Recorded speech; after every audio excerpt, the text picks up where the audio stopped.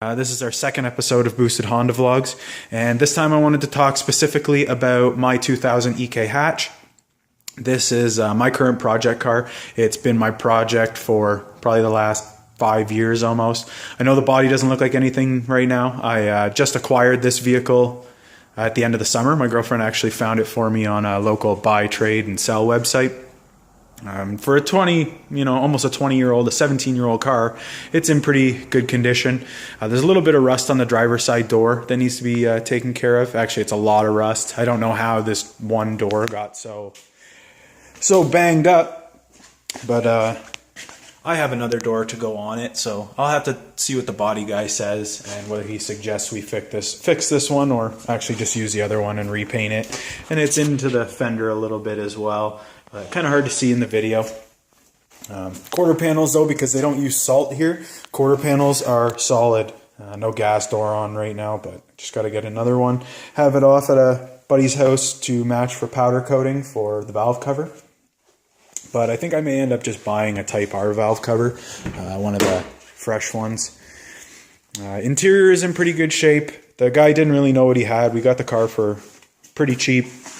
Had to do a ton of detailing, and the carpet's still not perfect, and I've already shampooed it about 5 or 6 times, so I might end up getting another carpet somewhere else. Car is running a Civic Type R gauge cluster from Japan right now, which my girlfriend also was nice enough to acquire for me. I've got my Skunk 2 shift knob in there with a Type R shift boot. Got a set of Del Sol seats in there right now, which are actually a Recaro made seat from the factory, and they're actually pretty comfortable, but they're just temporary for now. I think I'm probably going to end up going with some Kirky aluminum buckets later, just with the pads on them to be able to stand it on the street somewhat. Back of the car is all in great shape. They actually work, so the trunk actually stays up. Still need some more detailing. It's just been washed, clay barred, hand polished, and waxed. I actually got a polisher for Christmas, so here's another, just a little bit of surface rust in the quarter, but not, a baseball size hole like you would get, in areas where they actually do use salt on the roads. This car hasn't been driven in, rain or anything since I purchased it, and it won't. It's only going to be driven on nice days, basically, because I'm going to be doing as much of a restoration as possible to the car. I've already started to put some of the Bolt Boys hardware on the car, and it's still got the D series in it. So the reason is that I haven't even registered the car in my name yet. When I am actually finished the B series engine, I'm going to take this with the current motor. Everything is OEM, everything is stock. I'm going to take it, get it registered, get it on the street with some plates, and then my B series will be going in shortly after that. So that's the chassis. And next episode, we're going to talk about the Del Sol a little bit and all of its, little bits and pieces that we have, the plans for it as well. And then we got some parts for the 370 as well that are on order. They should be here in a week or so from the States. And then we've got some parts that I've acquired for the B Series, as well as the B Series engine itself. It's a B18A1 block, which was actually machined and assembled by CNC Works, the guys who make the cylinder support system. At the time, I was living in a basement apartment, and it wasn't really feasible for me to assemble an engine. So I just decided, they had awesome prices, and I'm going to link to their website on this video. They had awesome prices on all their work, and I've heard nothing but good things, and guys are making some big power with these cylinder support systems without having to, spend the big bucks that are required to sleeve the engine. Not all of us can afford, fully built sleeved motors. So this motor is fully built, but it is running the cylinder support system. For the amount of power that I'm planning to make, I don't think the sleeve will be the issue. The block currently is not O-ringed, and I'm pretty sure that's probably going to be my first limiting factor, is going to be head gasket. But we'll see how far it'll go. Just right now running a factory head gasket with some ARP head studs. And inside the block, we have a set of JE pistons, 10-to-1 compression forged pistons on a set of Eagle forged H-beam rods. Motor is an 81.5 millimeter bore. And the cylinder head is a PR3 B16, fully built Supertech valve train cylinder head with a set of GSR cams in it for now. I had the cylinder head ported by a local guy close to Toronto when I lived there, and he ended up assembling all the head for me. I gave him all my Supertech valve train. And as you can see, I still have a set of just factory cam gears on there right now. I think I am, before the motor goes in, I think I am going to pull the belt back off, swap those gears, get some nice adjustable ones on there, and then retime the engine. Everything that you can see here is not together. Some of it is just kind of a mock-up. The intake manifold still needs a gasket. It's just a B16 intake manifold. With a set of Injector Dynamics 1000cc injectors in it. And it's got a 68mm throttle body on it, and I've port matched the intake manifold to that throttle body bore. I'm running Golden Eagle's LS VTEC kit to supply oil to my cylinder head. As you can see, brand new thermostat housing and water neck with some of the Bolt Boys hardware and brand new OEM hardware. I got all brand new sensors on the cylinder head there. And in the bottom end, it's all brand new parts as well. Brand new windage tray and oil pickup with all new hardware on the Moroso oil pan. And I like the Moroso oil pan just because it has the bung already welded into it. Nice looking piece. Looks like a quality oil pan. Again, this motor and chassis are pretty much a full restoration as far as I can afford to push it. But I do want to get the motor into the car and start enjoying the car because I've been waiting a long time for this project to come together. As I used to, didn't really make the greatest money in Ontario, so out here I make a little bit better money, and I've been able to progress, some of my parts to at least a collection this size on the table, as well as the engine itself and the chassis. I have a bunch of suspension parts as well that have all been powder coated. They've been sandblasted and I spray painted them. Not really the hugest fan of the spray paint after having a couple of my items professionally ceramic coated and powder coated. So I think I am going to reblast the suspension components and I am going to have them professionally powder coated, as well as like the engine mount brackets and stuff that you see on the transmission. Just something a little more durable and a little more of a professional finish for my restoration. You can see down here I have a brand new manual steering rack for the car. Brand new outer tie rods on it. And I've got all new hardware for this as well. So let's start at this end. We'll start with the Avid motor mounts. There's some polyurethane Avid motor mounts to swap a B series into an EK chassis. These were an awesome, budget acquisition. I got these used, but they were brand new in the box, but I got them from somebody who didn't end up using them and got them for a great deal. And as far as my motor mounts, I still need the 2-post bracket from an SIR Canadian or US SI B16 powered EK. And I need the rear T bracket off of that same motor. And I already have the transmission mount bracket, so that's ready to go. I'm probably going to pick those up soon. It's tax return time. So we can move on to the fuel system.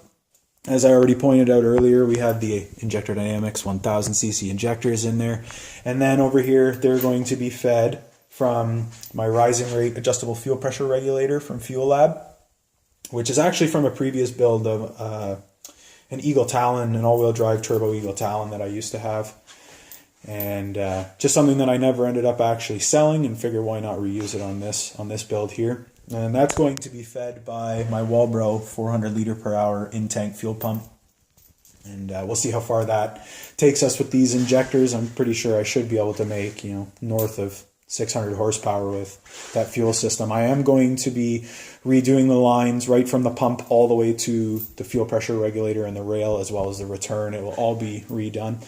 And to feed that pump, I have a Xenocron complete rewire kit. All the pieces that you need. Just got to get the proper set of crimpers to put all that together, and that's going to go into the chassis as well. I do want to relocate the battery to the trunk, so should be pretty easy to run my power and ground and stuff. We also have a Yonaka rad. It's the full aluminum rad. So from the factory, the end tanks themselves come with, well, these are what we call an end tank. They come with plastic end tanks, which plastic isn't as good at dissipating heat as aluminum. So just a nice budget performance upgrade. Cooling is very important to cars, especially when you start making some power. And I probably am going to upgrade this rad in the future. Probably jump to a Koyo rad. But for something to start with to get the motor in the car and, you know, somewhat maintain my temperatures better than an OEM rad. This is what I started with. And then we've got a full Synchrotech rebuild kit for my transmission with all OEM seals, upgraded NTN bearings. You can see it's all OEM or better parts, as well as an IPG solid shifter mount. And then I've got my Downstar transmission bolts, as well as, like I said, the chassis and engine bolt kits from them. So this is a this is a JDM GSR S80 transmission with the factory LSD option. And right now it's empty on the inside. All the guts are upstairs. My gear sets and differential and stuff are upstairs. I took everything out because I wanted to do the bearing rebuild and seals on it. I also wanted to inspect the synchros and stuff like that, make sure that everything was, you know, looking okay, and then just have the peace of mind that it's all brand new bearings and upgraded differential bearings. As you can see, all brand new OEM hardware. I had it sandblasted, and then I actually painted it myself with just a aluminum paint. Brand new brackets on it. So again, everything, if it can, will be brand new OEM or better, but it's going to take time. Unfortunately, work's been a little bit slow lately. More transmission stuff. And then we have, let's get to the computer. We have a P28. If it will focus, come on. At any rate, it's a P28 with an OBD2 to OBD0 harness adapter, so that I can run a US-based Civic Si engine harness in the car and be able to just plug into this adapter harness. This is also from Xenocron, just like the fuel pump rewire kit. And then I've got a Mac pulse width modulated boost control solenoid. I'm going to wire in. And then I have the, oh, it's upside down. Smooth. And I have the Innovate MTX air fuel sensor kit to be able to do some tuning. And that is going to be taking readings from the power that's put out by this. This is my PTE first gen 6266. It is a billet compressor wheel. As you can see, a 62 millimeter inducer with a 66 millimeter back wheel. And the exhaust housing is a T3 with a 0.63 AR. May end up upgrading to the 0.82 AR. We'll see what the power band and stuff is like in the future. When I got it, it was just, the guy who originally had it had just spray painted the compressor housing, and the back housing was still just the unfinished cast iron. And I actually sent that out to be titanium ceramic coated to match my manifold by the same guys, because they did such a good job on the manifold. And then, like I said, I had a friend powder coat the compressor housing for me in black. So that's completely refinished, just needs to be put back together. It came with a -10 drain on it already, and a fitting for the oil feed as well. But I think after some research, I'm going to be scrapping the idea of a -10 return line, as after doing some research on my Chick's Evolution 3 Big 16G turbocharger that we have for the Del Sol, that the factory 16Gs, which is a much smaller turbo than this at just 48 millimeters, I believe, or 44 or something like that. This is a 62 with a much bigger turbine shaft.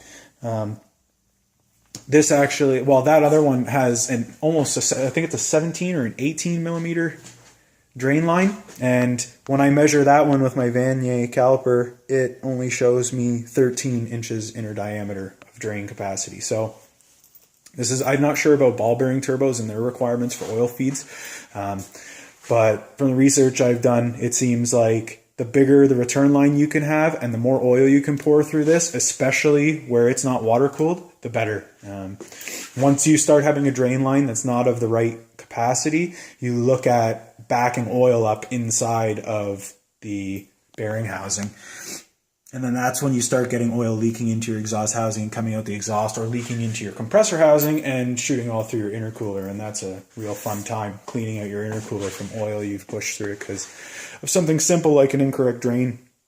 So yeah, I just wanted to show you guys some of these parts. I'm hoping to make about 450 horsepower on pump gas alone. And then I'd like to get a methanol injection kit for it and try to jump it up to around 650 horsepower. And then we'll see what it'll do on the race gas. Unfortunately, we don't have the 85 in my area. We can't, Canada doesn't fuck with the 85, unfortunately. So I have to stick with pump gas, and my option with pump gas for now. But the car isn't going to be getting driven too much. It's, like I say, mostly just a sunny day project that I just want to push as far as I can. It's all about learning for me. So this is my first complete, like, fully built motor, fully built head, fully built block, all forged internals, like I said, with a big turbocharger on it that should be capable of making north of 700 horsepower on this engine. So we'll see what she does. And in the next episode, I wanted to talk to you guys a little bit about the Del Sol. Just do the same kind of thing, just a rundown on where we got the car, how much, parts we have for it, what our plans with it are. And then we also got some pieces for the Z in the mail. So we're going to do a video on that. It also needs a new battery. Unfortunately, the dealership sold it to us. It's a used one, but the dealership sold it to us with a shit battery. So got to throw a new battery in it. So we're wants to make a video on changing the battery as well as installing these new parts that are coming, but they're surprised. Just want to show some other ladies that are interested in working on their cars, whether they have a Z or they have whatever. Basic principles usually apply to simple things like the mod that we're going to be doing shortly and a battery swap. So I want to thank you guys for watching. Subscribe, like, share. I need all the help I can get. I want to show you guys more car parts, and hopefully we can get some footage of some action soon. We're meeting some people online just because of the channel, just getting some viewer feedback, and hopefully we can go see some of their cars, some other local guys with boosted Hondas. Yeah, so till next time, we'll see you guys later. Peace.